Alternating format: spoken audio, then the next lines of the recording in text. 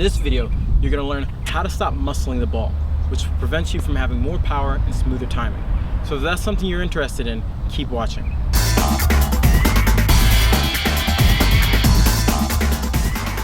Hi, this is Kevin Garlington from TotalTennisDomination.com.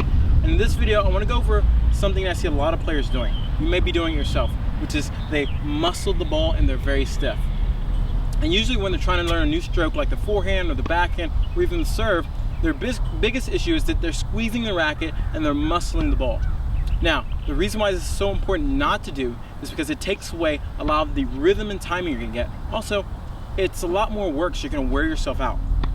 So the keys I want to talk about today is how we can learn to relax more. I want to talk about first starting with the hand, working yourself down to the stomach, and then to the swing.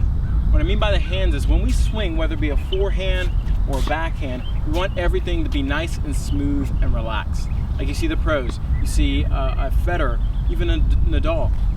Even though he's swinging really fast, he's very smooth and still relaxed. He's just doing it in a very rapid fashion.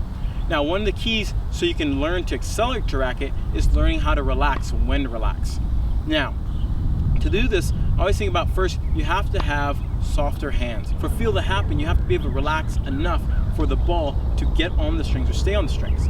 So the first thing I like to say is to my players when they're holding the racket is that we want to put most of their attention in these three fingers, mainly these top two and this bottom one. So as I'm grabbing the racket, these two fingers are doing a lot of work, and you see there's a lot of room, and then the bottom three kind of grab the racket. Now the key here is that when I hold my racket, there's a lot of room for my racket to play. This is one of the key differences with players that can develop a lot of racket speed. They have a lot of time where the racket can develop a little bit of whip, and even if I take it back here, the racket can move. Compared to if you're stiff, you're holding the racket, you're muscling the ball. Next part, after you relax your hand, is to relax your torso. A lot of times I see people in their swinging that's very tight here. What we want to do is learn to rotate, okay? And learn to rotate nice and smooth. I like to think about it if you're pulling something. If I'm pulling something behind me, or I'm going to throw something, or if you've ever been out to the lake and you have a rock and you want to skip it, you're very relaxed. You're not stiff trying to skip the rock on the water.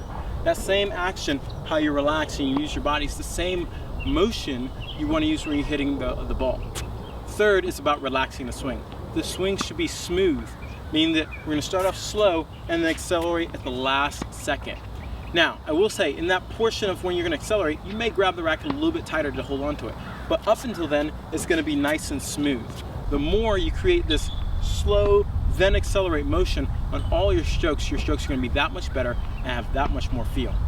So in review, I want to make sure you understand, relax your hand. Okay, very important. Not to squeeze the racket so tight that you won't let the racket play. Next, relax your core. Okay, again, this works both on your forehand, on your backhand, and even on your serve. Okay, that same motion we use to skip a rock is what we're going to use whether we're hitting a forehand, a serve, or if you're throwing a frisbee. That's going to be how you're going to use your core. And lastly, relax your swing.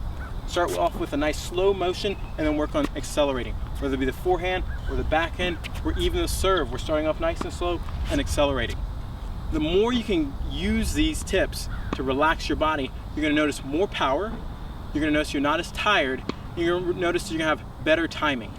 And I know a lot of people ask me, how can I have better timing? This is it. The smoother you are, the better time you're going to have. So I hope you liked this video. If you did, give me a thumbs up below, and make sure you check out my new site at TotalTennisDomination.com. This is Kevin Garlington, and play tough.